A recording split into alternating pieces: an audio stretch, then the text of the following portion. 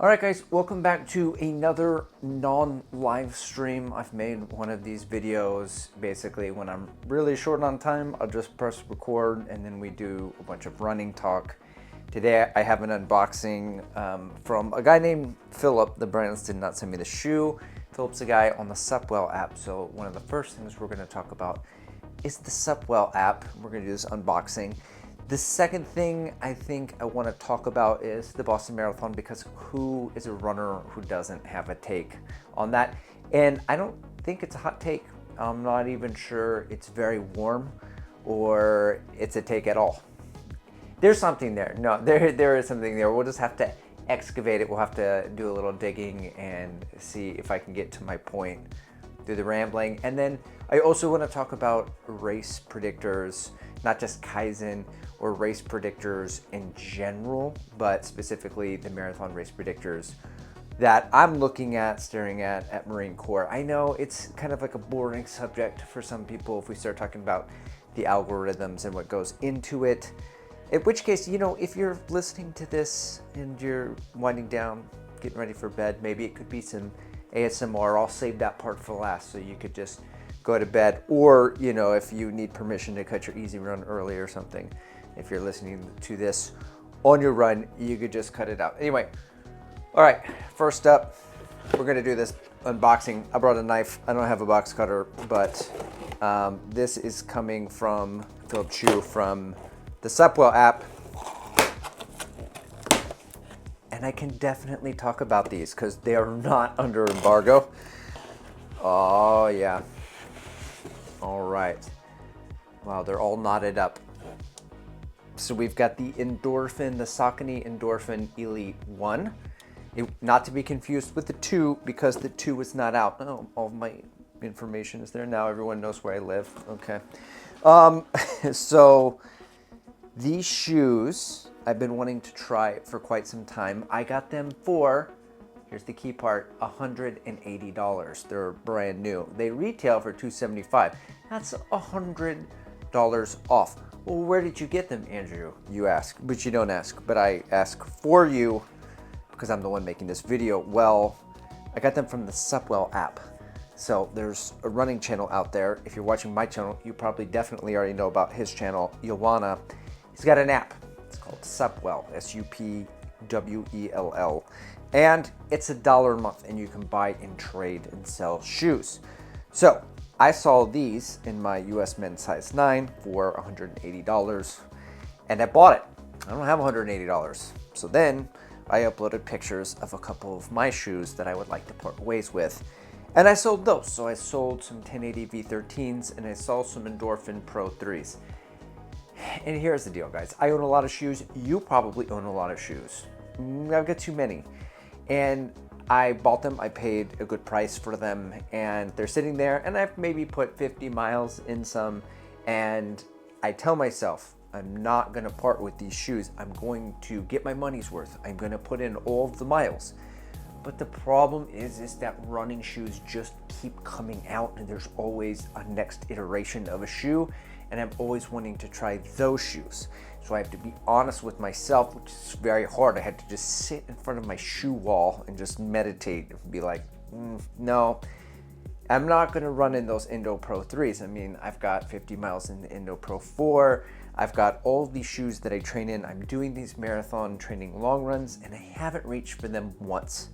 Why? Well, in the case of the Indo Pro 3, my Achilles, it could just be that it flared up last year when I was running in that shoe because I was running high mileage. Could not be the fault of the shoe, but I ain't playing games, okay, because I'm training for the Marine Corp Marathon. So put it on the Supwell app, and I sold it, and I sold the other shoes, and we paid for these bad boys. So now these are firm from what my understanding of the shoe is, but we'll see. I've got a long run that I'm going to put it to this weekend, 22 miles, 4 times 3 miles at marathon pace. So I will have a review. Will not be a 100-mile review. So I wish, you know what I wish I had a chat. Maybe I ought to do a live stream. Let me know if you want me to do live streams on the off days of when Gafuzi's not doing live stream, then I'll look into it, because I feel like I want to speak for other people and be like, oh, Eric's in here. He says 100-mile review. That's like one run for me. And I could, there would be like other people who are really funny saying funny things, So anyway, Supwell is not just where you buy and trade and sell shoes for $1. There's also channels, and so there's Training Talk. It's a nice little running community, so you can go back and forth on it, and I am really enjoying it, so I'm just going to push you on it. That's my hard sell. Do it. Now, let's talk about Boston. I wrote down some notes about this, just trying to get my thoughts together. And I do have thoughts, many thoughts. Before I get to my take on it, I have to give you some sort of context with my journey with running in Boston and the Boston Marathon, because I started running 4 years ago at the age of 40. And as I started getting a little bit faster, I was like around a 3:30 marathoner at the time. My good for age time is like a 3:10. And once I started realizing you can get faster at any age, and I started to get faster, it got really exciting. And I said, well, what's my cutoff time? 3:10. Now, I didn't know how to train then. I had done some low heart rate training, but I never really followed much of the formal plans. So my training at the time was, hey, I got to do these long runs, and I'll run for 3 hours and 10 minutes. And I'll just try to increase my distance in that time. And maybe every other week, I'll do like all easy. It's like 20 miles in that time. And then the next week I'll do some tempo in there, maybe some marathon pace, and I'll see. And I think the highest I got was like 23 miles. I was still about 5K short for my 3 hours and 10, right? And I don't know at what point or what happened. Granted, I haven't run a marathon at this point, okay? So I'm just running and trying to get faster. And then I think it was Kafuzi. It's not his fault. He was doing his sub-3 journey, and I just sort of got this idea that one day maybe I could run a sub-3. Haven't run one single marathon yet, and probably still in 3:20 to 3:30 shape, but I didn't know that. So naturally, as a consequence, when I did decide to run my first marathon in San Antonio, I went out at sub-3 pace. The weather was shite, as it typically is in San Antonio. I balked hard at a mile 11, and I jogged for 15 miles, and I finished at a 4:09. My easy pace could have finished a little bit faster than that. So super defeating. And then in Chicago, 9 months later, I gave it the sequel, the revenge. Except I wore a jacket over my bib when I crossed the start line, and I started 9 minutes after the elites, Connor Mance, and all those fast people. And so I got the gun time because they didn't know when I went through underneath the start line. So my gun time was 3:19, but I ran a 3:11:04. So I was much closer to the 3:10. Then I trained for a half marathon, had a good time. Then I was like, oh, I think I'm ready. Hopped into a marathon really quick in March, and I ran a 3:05:27. Now I thought this time would be good for Boston, because the previous 2 years, in 22 and 23, there was no cutoff time. If you ran whatever BQ time you were supposed to run for your age group, you got in. So I thought it would be the same case. Turns out I was wrong. I think there's like a 5:29 cutoff, and mine was like 4 something. I was about a minute off. So I didn't get into Boston. Now, how I felt about that, I didn't really care. To me, I'm just trying to get faster. I'm an old guy who's really trying to get faster. For me, running is very fun. I enjoy it. If I got into Boston, cool. If I didn't, it's not going to change the fact that I'm still out here just trying to get faster. And I don't think that I'm alone in this. I look at people who play video games, like World of Warcraft. You take like a little wizard, you make him level 1 to like level 78, then you start over and put a knight, or you play NCAA football. I used to play on the PlayStation, and just take a player and you work him through the ranks, and you go up, and you build things, right? I'm building fitness. It's fun to build things.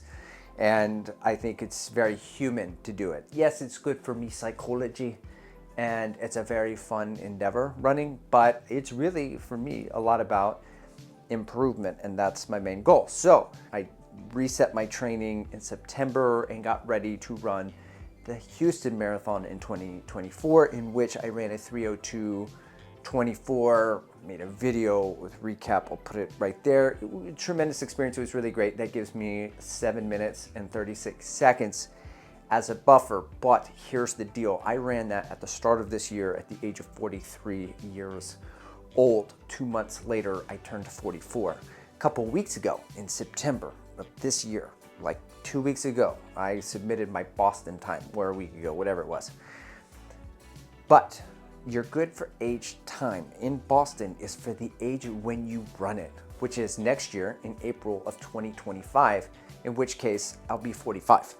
So I aged up or back or whatever. So my 3:10 time is now 3:20. So the 3:02:24 that I ran at the age of 43 is the time that I'm submitting for Boston, in which I will run at the age of 45. So I have a 17.5-minute buffer. But this isn't why I don't really care about Boston. It's like, oh, I have a 17-minute buffer. I'm 99.9% sure that that's going to be pretty good. I mean, anything could happen, I suppose. But I feel like I'm good for next year, but that's not why I don't care. I do care a little bit, but what I care about is kind of odd. It's kind of weird, right? Like, I am disappointed that I did not break the 3:10 barrier when 3:10 was a thing.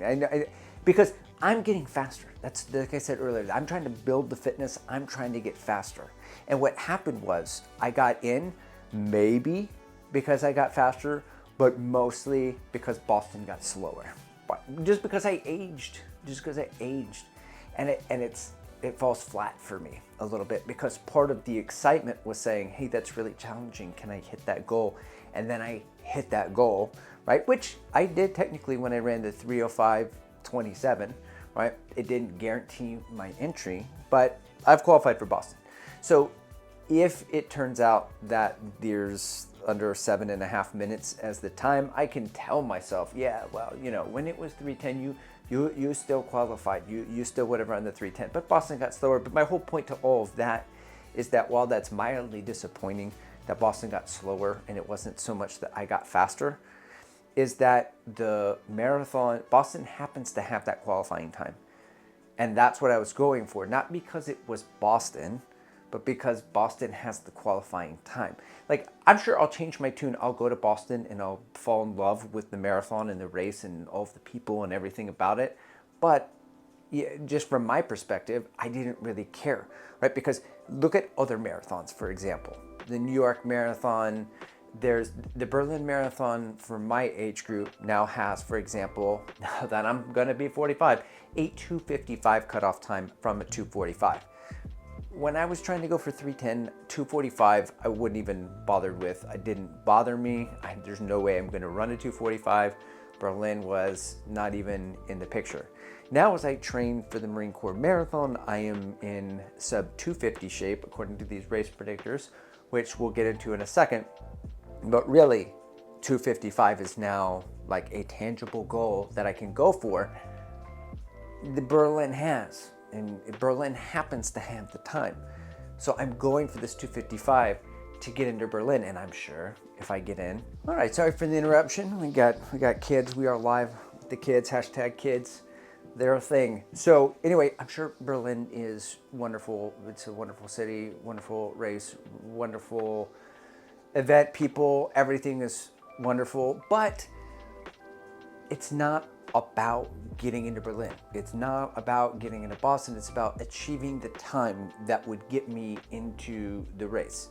Now, that may be different for other people, okay? Because I don't mean to project my experience and my privilege or whatever onto everybody else and assume that they're gonna one day run a Boston time that's 17 minutes faster or 7.5 minutes faster. It may be their Super Bowl.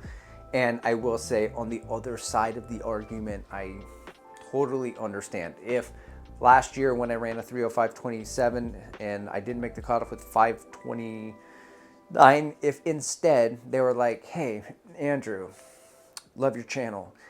Listen, There's a guy, he's ran it 5 times already, and he had the fitness to run it 4 years ago. He still had the fitness 3 years ago, 2 years ago. He just keeps qualifying for Boston. But yeah, he's run it enough, and now we want to open the door a little bit for other people who have maybe never run it.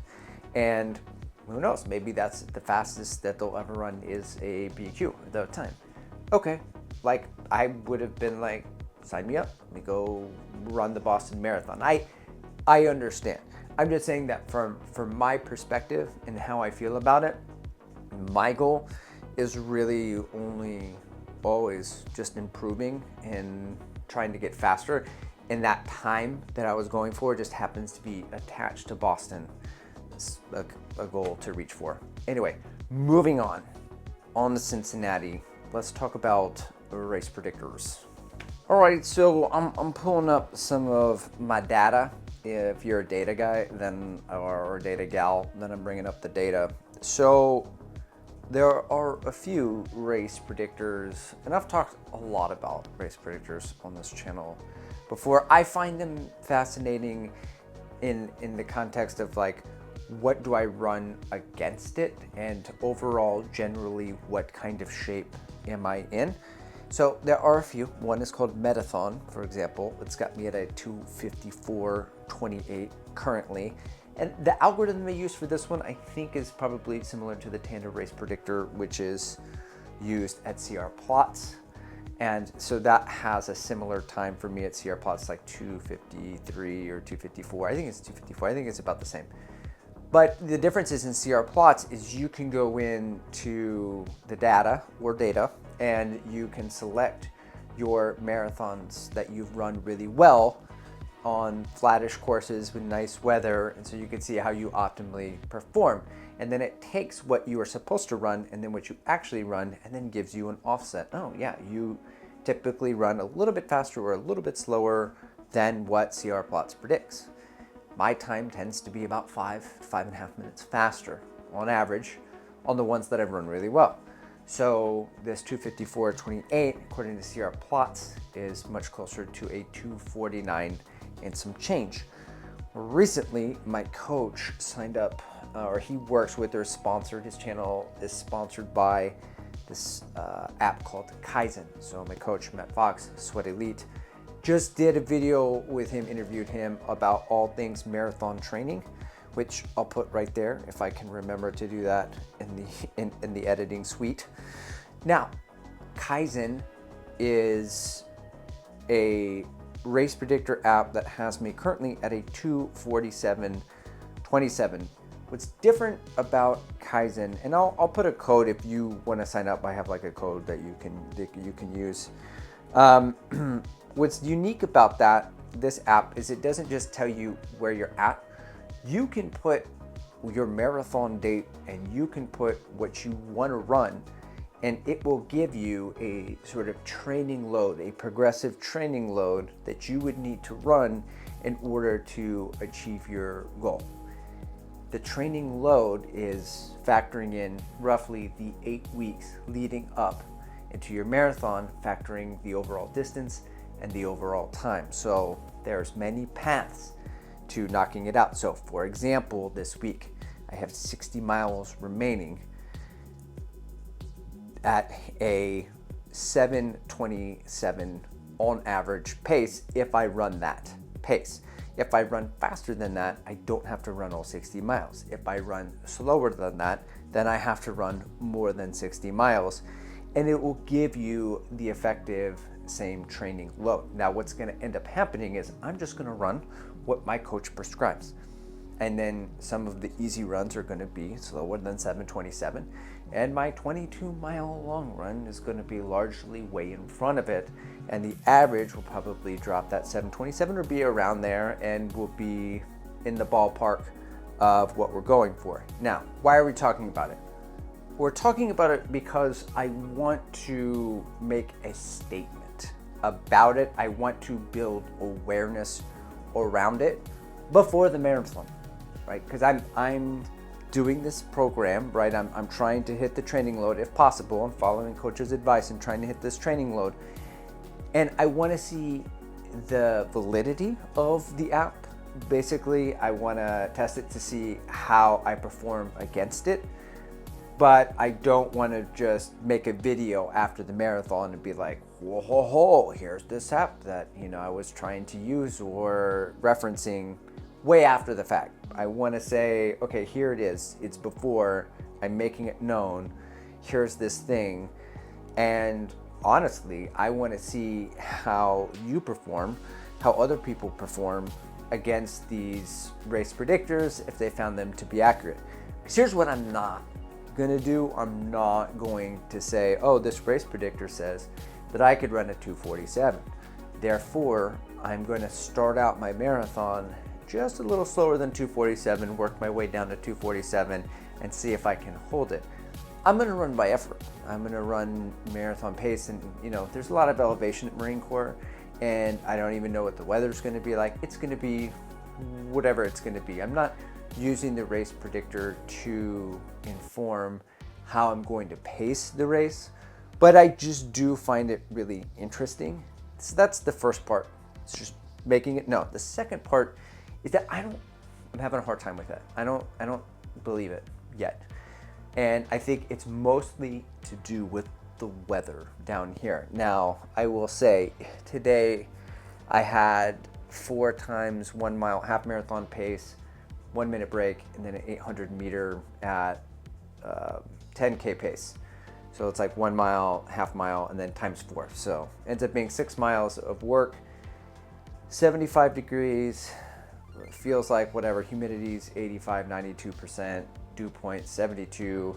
Typical summer weather. We still have a couple more weeks of it. I take a look at it right now, and it's just so defeating. I think we're finally going to dip below 70 degrees, 68, 69 degrees in the morning next week, and then it's still getting up to 88, 95 degrees. It's hot.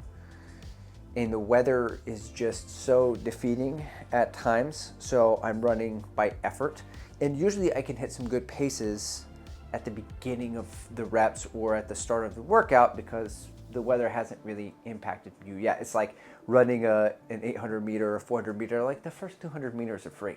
You get those, which is why I like 400 so much. It's like it's halfway over before you're really feeling it. So the thing is, this weather has me questioning all of this because I'm not able to hold. I mean, I'm running faster than I ever have, but to run in the 6:20s for an entire marathon, like I can't hold those paces in this weather. So the task at hand seems very daunting. Like, can I run a marathon, even like a sub 3?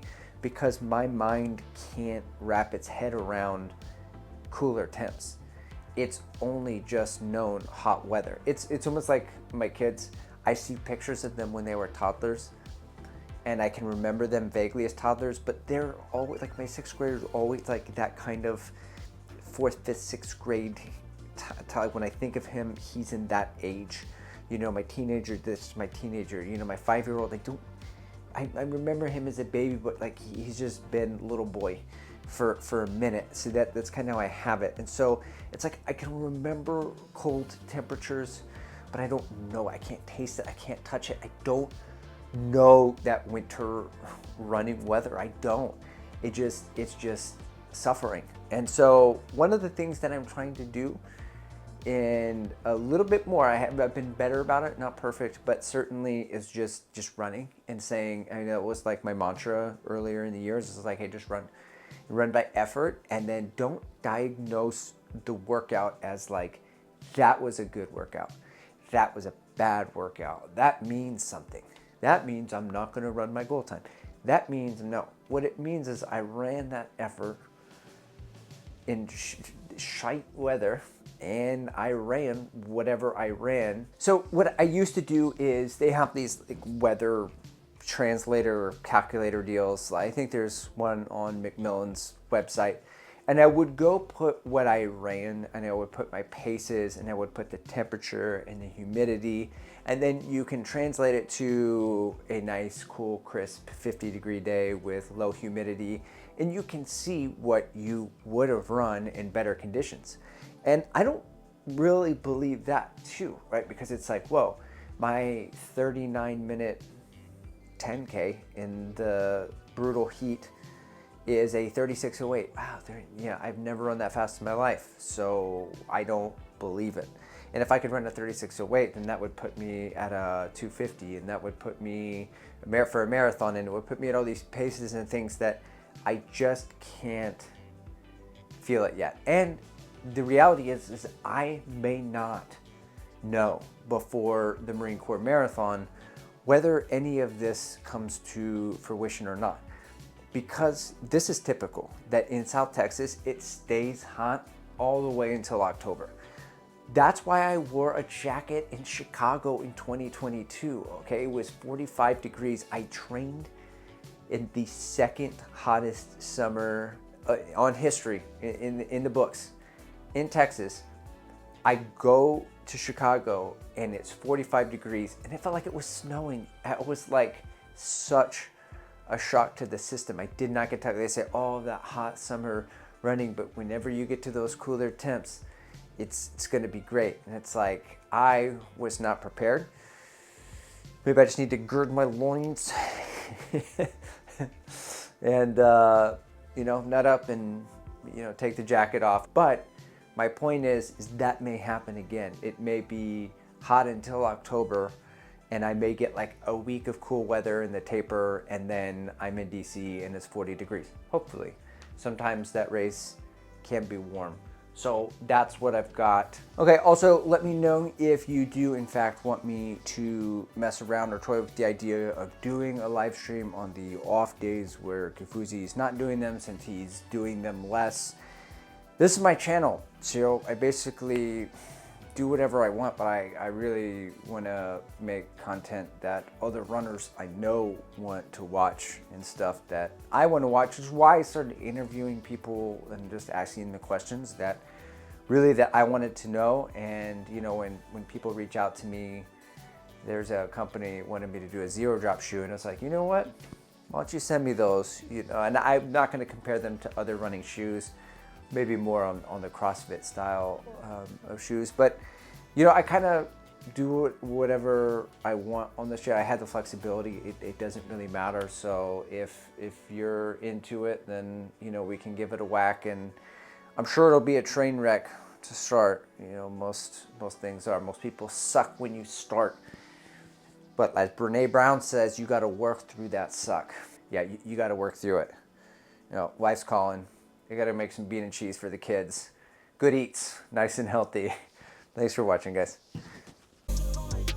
Keep the same energy. Work on being better when I'm 70. Your drip is just a water spring. I drip different, just the 7 seas.